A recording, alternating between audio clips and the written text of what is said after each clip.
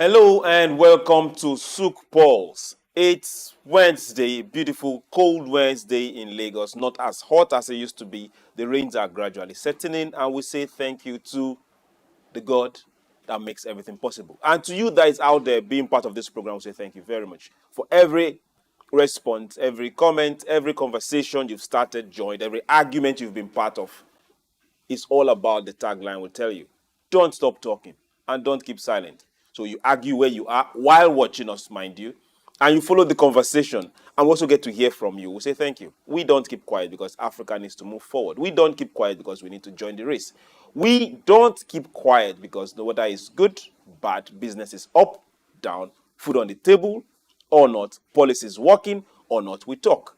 People hear, government setting, and better policies are taken and we tweak and we're retweaking. For everything happening in Asia, we learn, we watch. For those happening in the West, we learn, we watch, we ask questions. Is it favorable to us? Can we do better?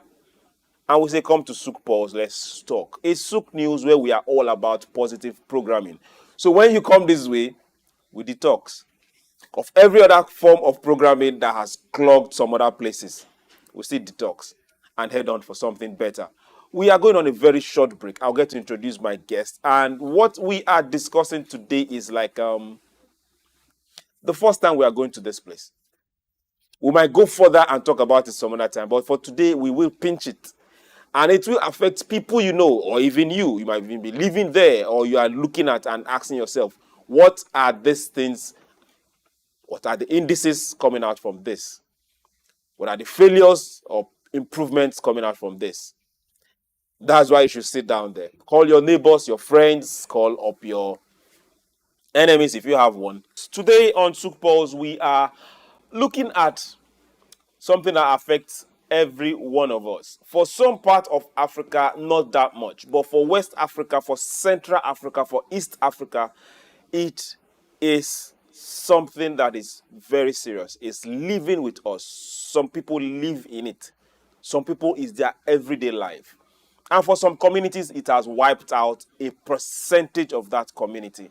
And what are we looking at? We're looking at conflict. We're looking at conflict caused by your own blessed natural resources.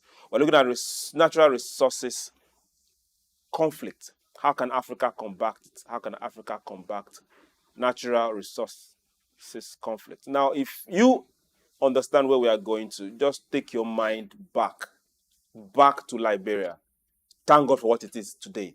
Take your mind back to Angola. Thank God for what it is today. Take your mind back to Rwanda. Thank God for what it is today. Take your mind back to Sierra Leone. Thank God for what it is. It is today. Now, for this, a lot of this had to be intra-country, intra-state conflict. For those parts, you're looking at Diamond. It funded a whole lot of those wars. It funded a whole lot of those unnecessary, capitally unnecessary conflict. What we are having today is majorly internal conflict, be it in Nigeria, be it in the Congo, be it in Ghana, be it in Cameroon. You get to hear tribal wars. No, what is behind a whole lot of them? Natural resources in the ground, natural resources in the seas, natural resources. These are fueling and causing conflict that should not be. And that's what we have to discuss it here today. Who are the actors? Who are those paying the price? Who is pushing who? Whose narrative are we listening to? Who exactly is profiteering? And who is dying? To do justice to this particular topic today is our own in-house analyst, a learned fellow and a teacher of teachers.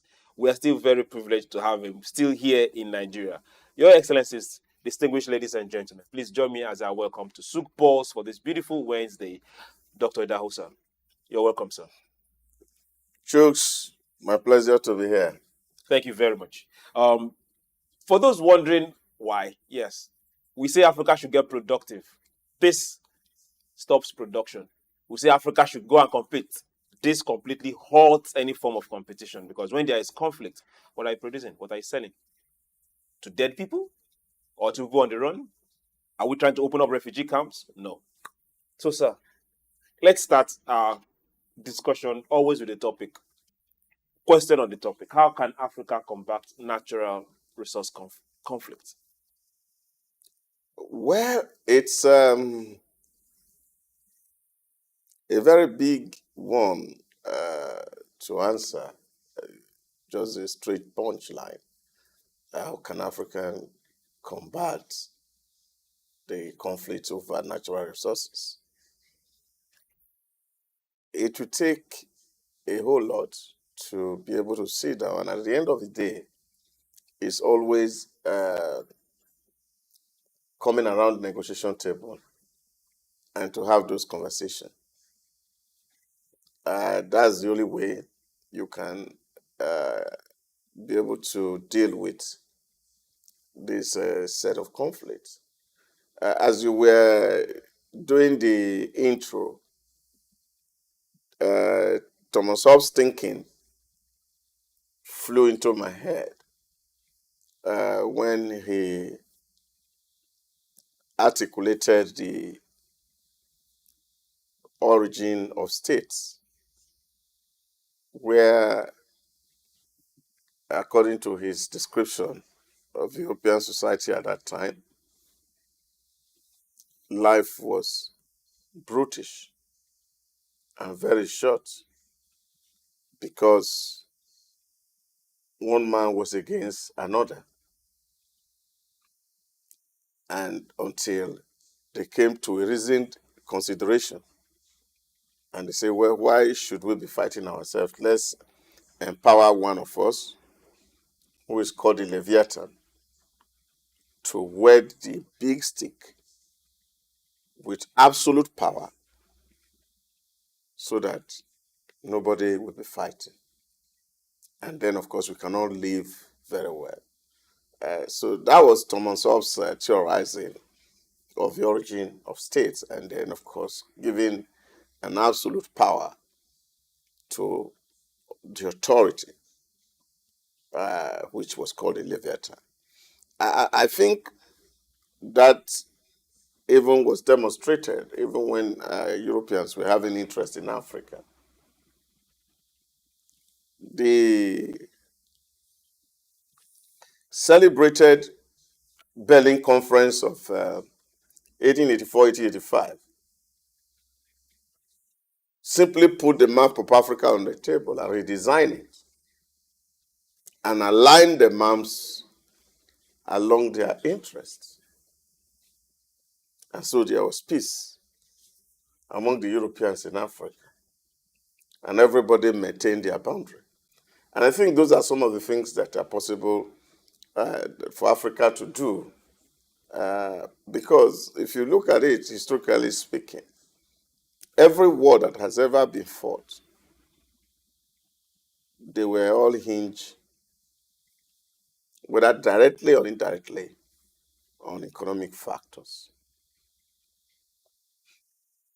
Every war that has ever been fought are hinged directly or indirectly to economic factors. Factor. Hinged directly or indirectly to interest. Oh yeah, it's factor. So this is a issue. So where people may color it with religion, the real issue behind the religion is economy. So we use religion to mask it.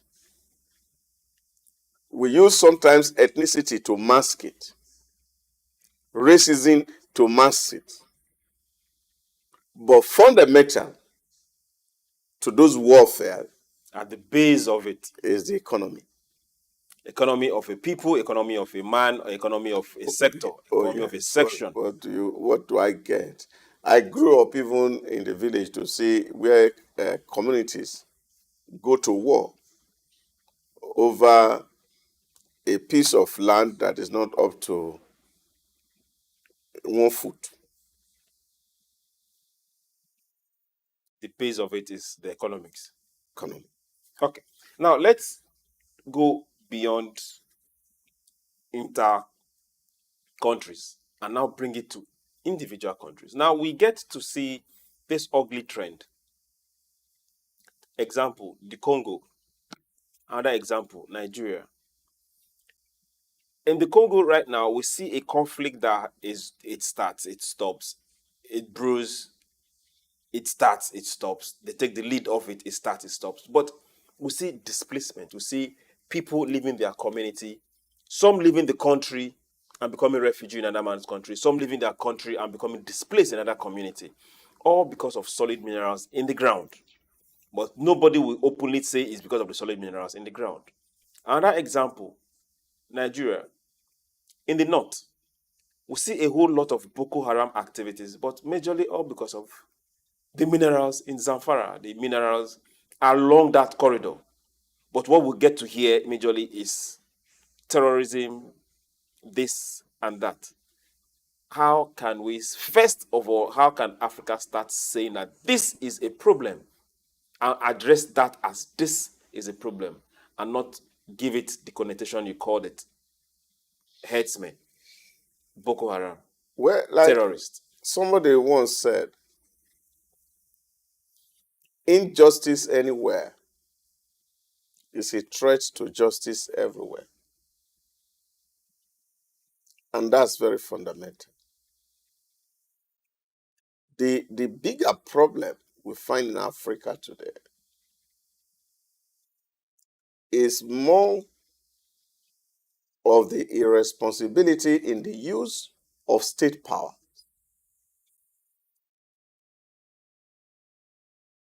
than all these things that we use to embellish the trouble that we see. Because, like we described the Herbacean state of perpetual war, you find that even Karl Marx, in his Communist Manifesto, alluded to that sentiment that the history of all hitherto existing communities are histories of class struggle. The struggle between the have and the have-nots, and the workers and the employer. All the struggle is over resource. And when people feel that they are unjust or justly treated, and they feel that what rightfully belongs to them is not given them, maybe probably because a lot of things are done behind closed doors, no transparency, no openness, and these, of course, give rooms to mutual suspicion between parties. So these are the real factors that are propelling conflicts in Africa. Once you find a leader who is upright and has nothing to hide or nothing to fear, and is transparent enough and ensure that people are treated equally, and then invest to see that a lot of people are educated, then the conflict will be over. And you find a leader who has nothing to hide Nothing to hide, and nothing to fear nothing to fear. and empower his people, Oh, yes, then, we will be out of conflict. okay, now, this particular leader, what if it's not his local government that has the gold in the ground? Or it is not his state that has the diamond in the ground? From what part or what exactly is he going to tell those that have the gold or the in the ground that they should leave, they should let the government or let someone else from another locality come be the one in charge of what they have in their own ground, or surrender their own ground to It's, a company not they don't even know about? I'm looking at the story of let's say somebody in Rwanda right now, or somebody in Sierra Leone, and a company coming from Australia or coming from one other place in the West that he has never heard about lands and tell them, okay, sorry, this village needs to move because we want to mine gold or want to mine diamond. Yeah. This may not have been articulated in a theoretical form or the proper writing. Maybe there are no theories or survey result to actually portray this. But you remember, sometime in the early 90s, when, of course, the militancy in the Niger Delta started, and a lot of people advanced the argument at that time that, yes, a lot of people in the Niger Delta at that time, even before the 90s, the like of Adaka Boro, who were fighting to see how to save their environment from exploitation and what the system did to them, the like of Ken Saro-Wiwa. These were environmental activists. But yeah, even in that activism, there was also an angle to those arguments, was the fact that when Nigeria depended on cocoa, groundnut, the mode of revenue allocation was different until oil was found in our region. When people were depending on agricultural products, those who had cocoa monopolizes the resources to develop their region. Those who had groundnut use the resources to develop their region. Now, oil is found in our place, and you say it belongs to everybody. Now that's an cause of conflict. So this was really the issue until the then late General Sani Abacha, who was the head of state at that time, had to mobilize a lot of young Niger Delta youths for a 1 million man march, and they saw the marvels that the oil money was doing in Abuja. Okay, for people that have not left their locality for Before, they now came to a for the first developed time, federal they capital. come to see it in Abuja and they say, well, it's the oil money that is building this, and we are living in squalor. So they went to the creek and started to sabotage national effort. You see, these are the issues of justice that I'm speaking to. Okay, now you're looking at it justice whereby wherever these resources are coming from, they should also have a chunk benefit. No, it's not about being chunk benefit. It's the fact that you have precedents. Whereby they have not benefited from the Yes, resources from their so end. we had a precedence, and the precedence was that you had it, you use it. He had, he used. Now, when I now have more than you, because I don't have the benefit of power, you say, oh, all of us will use it. Because whatever is in the land belongs to us. Okay, and And that we have forgotten that even the groundnut was found from the land, and the cocoa was from the land. okay, but these arguments could also be that if I'm farming granite, I'm putting down the effort, I'm tilling the ground, I'm planting the seed, I'm weeding it, I'm harvesting it. So I sell. It's my granite.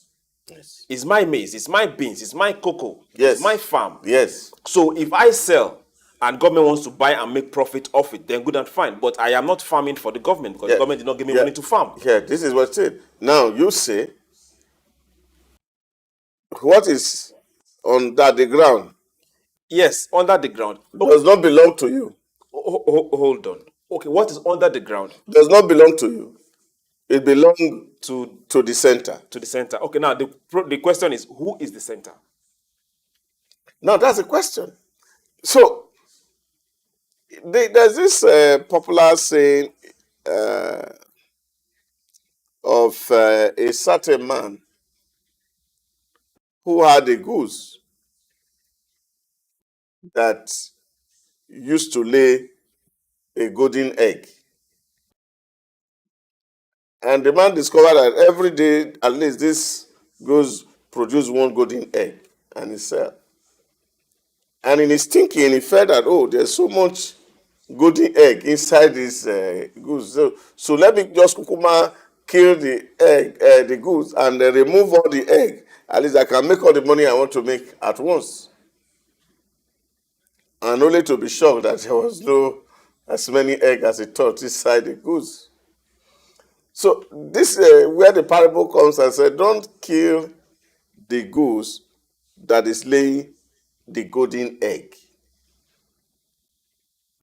Now, what people are responding to is the approach. I remember in 2006, I represented a certain company in Lagos to go do a survey in the entire 9 Niger Delta states to find out what NDDC were doing in those states. And I can recall with some pain in my heart. NDDC means Niger Delta Development Company. Am I right? Commission. Niger Delta Development Commission. That should be the arm of fund set aside to develop oil producing states. I remember having to interact with a community very close to the refinery in Warri then.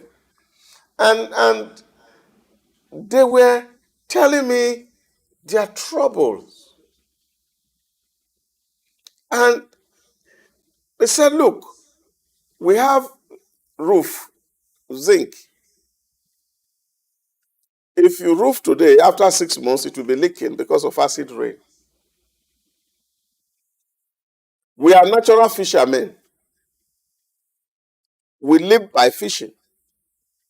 We can't get to the waters now and get fish. We plant cassava.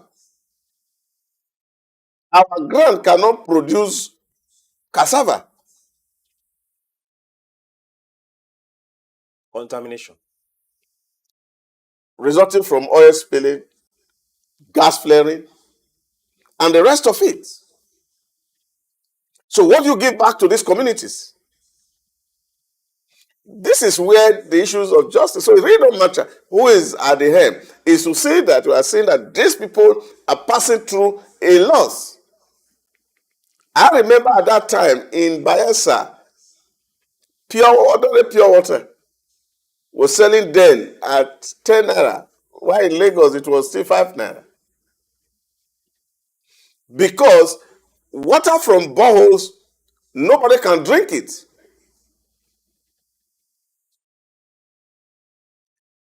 So, if you give these people pipe-borne water, you connected their waters with bridges, they would not be fighting.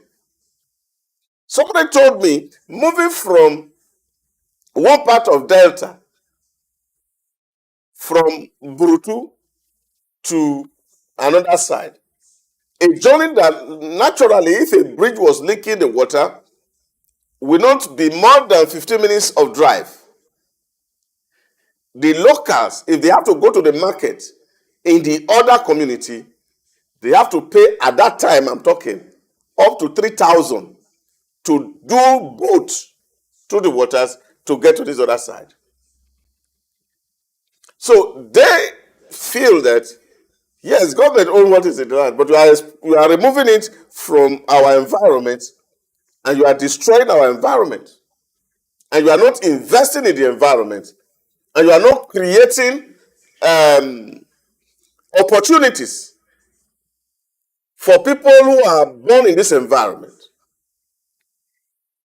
So that was invitation for crisis. And it was not something that happened overnight. It happened over a long period of years. You can remember from the days of Adaka Boro, even to the day of Kensaro Wiwa, they were decades apart. Sir Willink, in 1953, spoke to these issues. The minority question. Okay. Now, before these issues were not addressed, okay, they snowballed into crisis. So wherever you find this crisis happening in Africa, what you are saying is that there is a criminal neglect A form of repression. of a certain people, maybe because they don't have access to the control of state power, because if democracy remains majoritarian ethic and you are not from the majority ethnic group, the possibility of you ruling and being able to use resources for the advantage of your people is limited. So what you need is one just man who sits at the center and see what people are feeling and feel their pain and respond to this feeling. You mollify these people by provision of basic amenities, then conflicts will be over. Okay.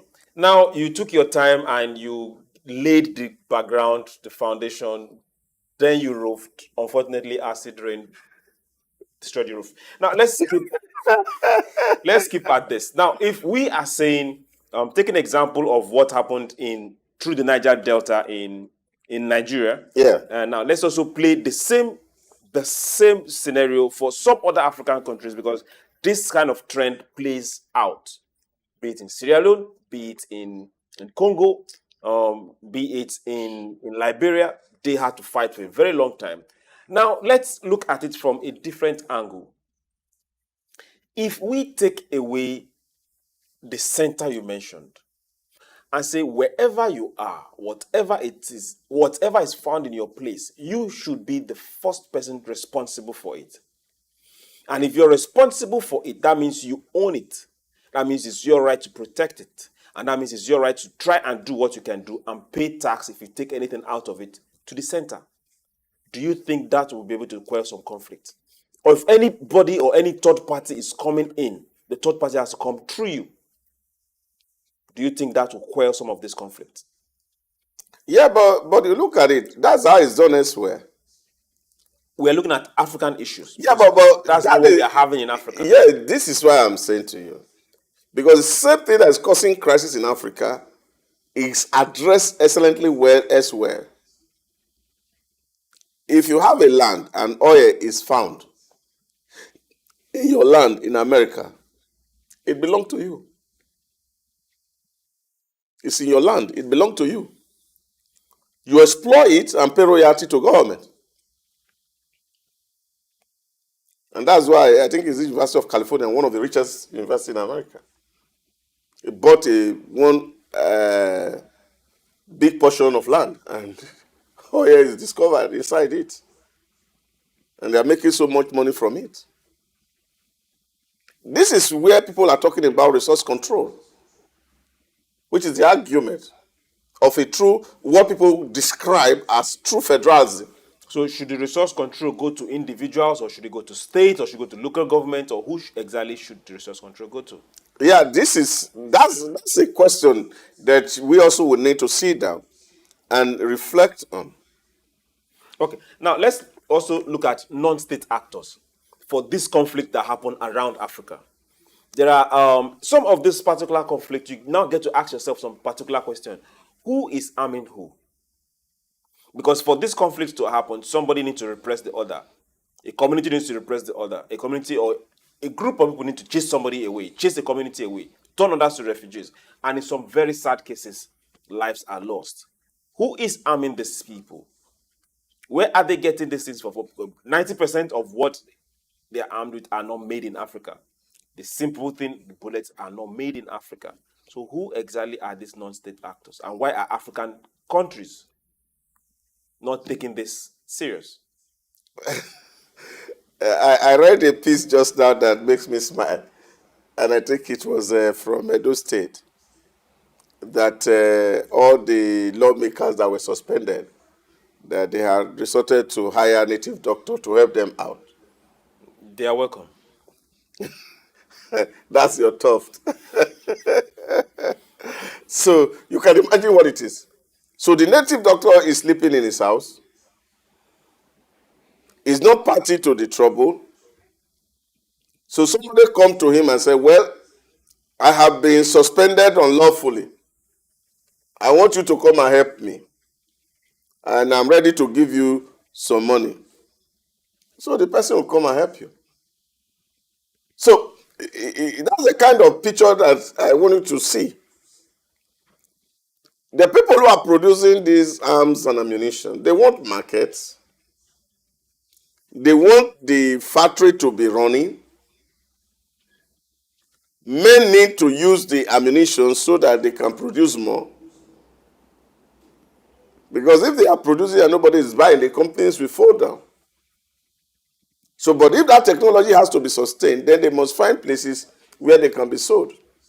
And luckily, you have some stupid people who said, we need it, we want to kill ourselves. So, you really would not be able to blame those who are selling arms. And that's like they say, the man who give bribe and the one who take bribe, they are both guilty of bribery. Okay. Now, for this conflict in Africa, do we have or see any form of foreign intervention or foreign actions affecting this conflict? Well, there's no conflict you will not see those hands happen. We can also remember with some pain in our heart, even the civil war in Nigeria. The Western power at both sides. French government were giving a whole lot of support to Biafra. And you see British on the other side. So in every conflict, you see those things happen. And the most, of course, don't forget that, like I said at the beginning, they put the mark of Africa on the ground. And wherever they had interest, they partition it, align the boundaries, and they have their sphere of influence. So whatever is happening in that sphere of influence up to today, they are very interested. Okay, now let's look at Africans ourselves. Governments, heads of state, heads of parastatals, the civil service, the military. To what extent have corruption played a part in making these people, we people, them people, not take this conflict serious or letting this conflict fetter? Well, if there's any problem that African has had, it's really this problem of corruption. Whether it's from the old Zaire to Gold Coast to Nigeria. I took time to read the various coup speeches in Nigeria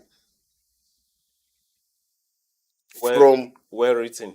1966 till 19, let's put it at 1985, when Babangida came in. Now, you go and read those coup speeches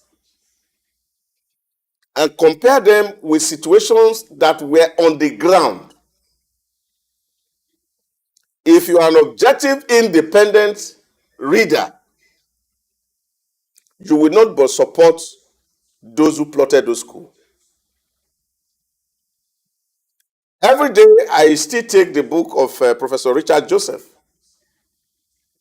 Prebenda Politics, The Rise and Fall of Nigeria. That book was published in 1982. The content of that book is still as relevant today in Nigerian politics as it was when Professor Joseph wrote that book. So, which means a lot really have not changed. And this is because the governing elite, whether they are the bureaucrats, the military, or the political class, have all connived over time to shortchange the society. And like Karl Marx advised the capitalists that the workers who were the new oppressed were actually the instrument or the grave diggers that the capitalist was creating for themselves. That it would not be too long when the workers will upstage the capitalists because of that perpetual struggle between the have and the have not. So this is what you see. So this collusion to steal what belonged to everybody. My first time to travel to Kano was in 2006 as a field person who was doing collecting data research everywhere. I was in one area in Sabogere and I saw one money like this. Young men, 5 years, 6 years, 7 years, in that range. All of them were moving en masse in the small estate we were. And we saw them getting into waste baskets to take food from where the leftovers that were thrown away by the families. And I saw them and I was so shocked. And I asked my host, what's this? Oh, he says it's part of their life.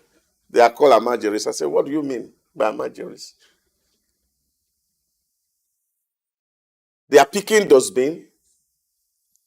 I told him, and I said, just give them another 10, 15 years.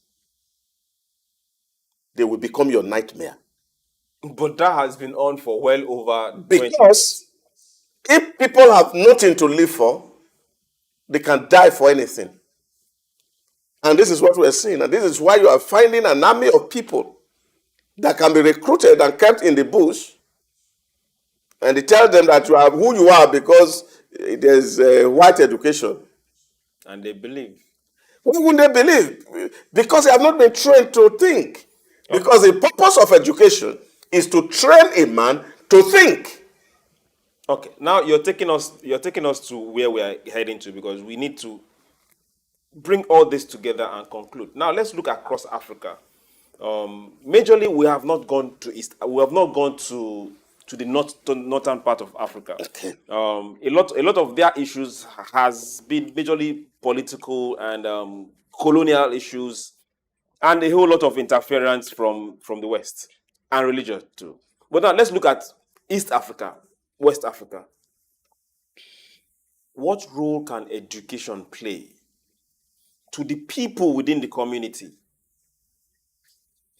against these forms of conflict? Because they are the ones that are directly affected, and it is them fighting against themselves, no matter who is pulling the strings or who has the button. Okay, let's take the free country out of East Africa today, which is Rwanda. Now, I've been to the Genocide Memorial, and the histories are well told and written. That a people who were of one stock became antagonistic to themselves to the point that they had to kill themselves because of some of these factors we have highlighted. What were these factors? They have same origin, they spoke same language, but nature didn't bless them all the same. Some of them were very rich in cow, and so they could have access to plenty of cow milk, which make them very tall. And so when the society was going to be divided, they divided them according to the number of cattle they had. So those who have 10 and above cattle were called the Tutsi. Those who have lesser cow, maybe 3 to 9, were the Hutus. And those who have just one cow and those who didn't have cow became the Toa. So cow became the basis of ethnicizing Rwanda. Now, when the white people came, those who have plenty cow were seen to be people who have common sense. And therefore, they will prosper more in education than those who have no cow. So emphasis was more on training the Tutsi than the Hutu. Because you know, like Then that means it twice. God forbid. you can imagine what it is. So you can imagine that pyramid. So the small ethnic group at the top, but in between you have an army of people who were more. And now, some of them who are opportunity to have had education or were able now to read by aligning with the power, especially when German left and the Belgian came, they could now say, wow, this is not democracy. The minority is oppressing you. Now you go and read the Hutu commandments. It was to eliminate every Tutsi where they were going to be found.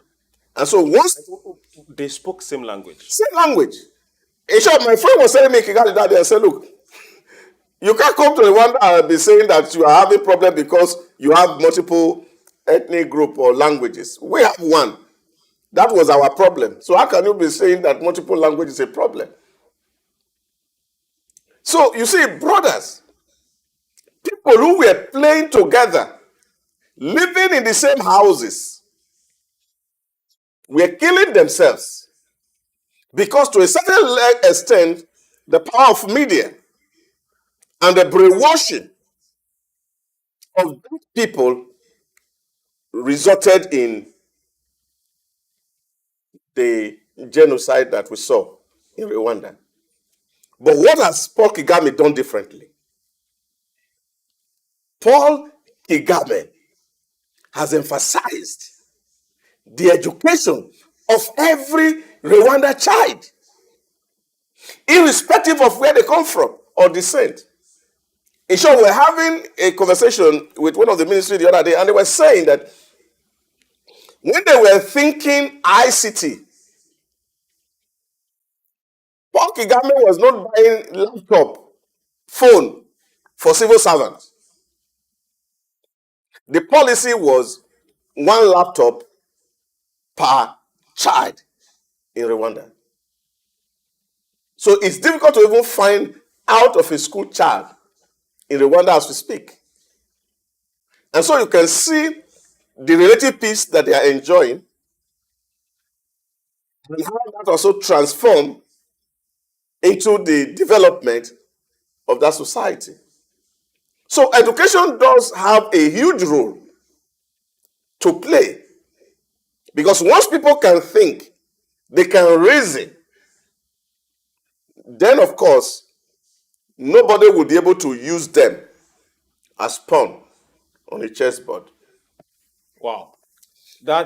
It's a take that every one of us must imbibe.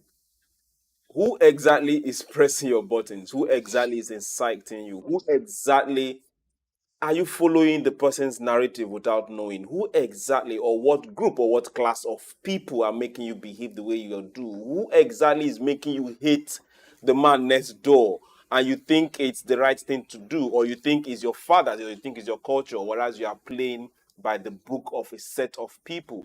Who exactly is telling you that the next man carrying the same color of your skin because he doesn't have oil on his ground and is working in your place hates you? Who taught you that? Africa will need to do better. Father, I will say thank you very much. Thank you very much, sir. I'm not a father right now. Right now, you are a Catholic father bestowed upon you by the powers of SOUQ Pulse to say, I was thinking whether you want to make a confession. So confessions are made to Reverend Fathers. Africa, we will do better. Africa will say no conflict anywhere, because when we have these issues, production is gone. When we have these issues, our population will lose. When we have these issues, even the natural resources themselves are carted away. You can't account for it. Some countries right now have used theirs to take loans that are still difficult to pay for, and they are still finding it difficult to get by. So we need to do better. We're saying no conflict across. No conflict with your neighbor. No conflict with the next state. And it is our responsibility. Mine, yours. We keep talking. We never keep quiet. SOUQ Pulse will be back tomorrow. And it happens to be a very beautiful Friday, whether we like it or not, that we are looking forward to. And we have a better and bigger SOUQ Pulse also. So for everyone out there, look out for SOUQ Pulse Thursday, look out for SOUQ Pulse Friday. And remember, every of our program is also coming up. We'll have early exchange in the morning, market insight after that. Then we'll have the news. Then we'll have sports for Friday and SOUQ Pulse on daily basis by 4 p.m. Thank you very much for being there. My name is SOUQ, John Rogers SOUQ. We'll see you tomorrow. Have a beautiful, beautiful evening. Bye.